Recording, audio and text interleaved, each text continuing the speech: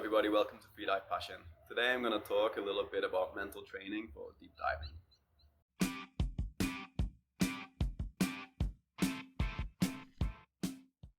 As you start to advance in freediving, then the mental side becomes more and more important. In the beginning, it's much more about just learning the basic skills of what it is to freedive. Then beyond that, things become more and more subtle. So what I like to think about is, what is the cause of stress? What is the cause of fear? And for me, fear comes from not being able to, or not believing you can handle the situation that you put yourself in, right? So a lot of people feel fear in freediving because that is the appropriate response. You haven't yet developed the skills, developed the control, or developed the experience to know, to really believe deep down through all the different levels of the self that you're capable of doing the thing that you're asking yourself to do, right? So my job as a coach would be to identify what it is that's causing you to not believe in yourself, right? A lot of the time it makes sense not to believe in yourself because you don't know how to equalize, or you don't know how to adapt to depth, or you don't know how to you don't know that you can hold your breath that long. You don't know what to expect. You haven't done enough repetitions or any repetitions, or past experience has left some sort of trauma within you, which doesn't need to be there, right? So my job as a coach is to sort of find out what the problem is and help you to solve that problem. Beyond that, if everything is in place and you're starting to progress in a responsible way with your repetitions and with your small jumps, then probably the next most useful thing that I can say is visualization. So for us to reach the deepest possible states that we want, optimal states, flow state for freediving, we essentially need to have all of the skills of the freedive locked down in the subconscious. Flow state is a subconscious state.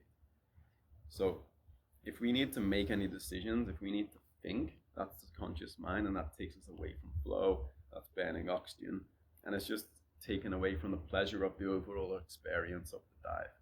So visualization really helps to solidify our dive into the subconscious.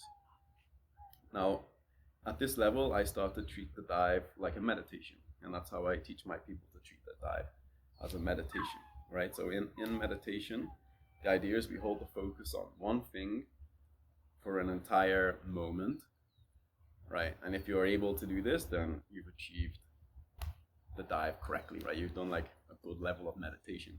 But if we've all practiced meditation, it's very hard to hold the focus on one thing, and especially hard to not think about anything, right? Usually in meditation, a good teacher will give you something to focus on, right? Whether it's the breath or a metronome or just something, right? The mind needs something to focus on. You can't just tell it to stop working, right? So within the visualization, I also include where the focus should be, right? It doesn't need to be on the technique anymore. That's subconscious. That's happening without thought. But you do need to have somewhere for the mind to focus on. So for instance, that could be the feeling of the buoyancy, the feeling of the water moving over the body, a specific sensation that you want to hone in on. Or it could literally be on some part of the technique. You don't have to think about it, but it's just somewhere to keep the mind, right? So each section of the dive, you should know exactly where the focus is going to be, and this is going to help to stop you become distracted or stressed out or psyched out. Another really useful technique for mental training is what's called anchoring. So we all have anchors in our life, and for instance, if there's a certain song that always takes you back to a certain moment or a certain sensation, then that song is an anchor for that sensation. We can use these anchors that already exist to help as either a mental reset or just to put us in that place intentionally.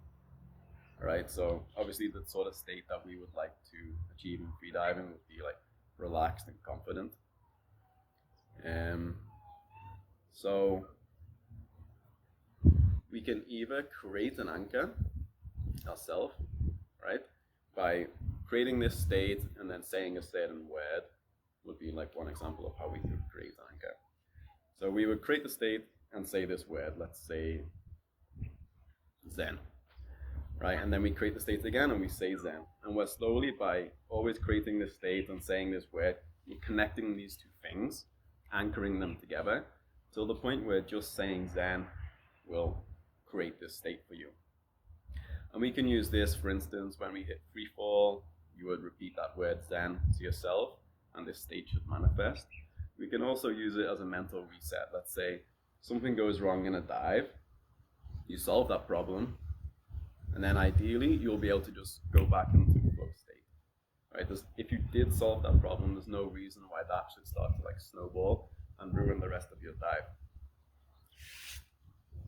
So if you repeat this word Zen, it can help you to let go of what's already happened and get back into this relaxed state. Yeah, this is like really, really useful for deep diving. Like not every dive is gonna go perfectly. Even once you've reached automation, like one part of automation, it's not necessarily like doing everything right every time. It's understanding there's gonna be small mistakes, but also knowing how to fix those mistakes without also needing conscious thought, right? So your problem solving should also become automated. This is one of the principles of mastery, right? Being able to not necessarily doing everything like exactly the same every time, but being able to solve problems and have the same outcome each time. Okay. So I hope that's some useful information for you. Like we do a lot of mental training here at Freedive Passion Ventana. I have like 2 lectures that I give just around like the idea of or ideas of mental training. We usually, with the people that we're coaching, when we're in this learning phase, we use a lot of visualization and encourage it a lot here. So if you want to learn how to implement all of these mental training strategies, then come see me here in La Ventana. Okay, and until next time, guys and girls, take it easy and dive safe.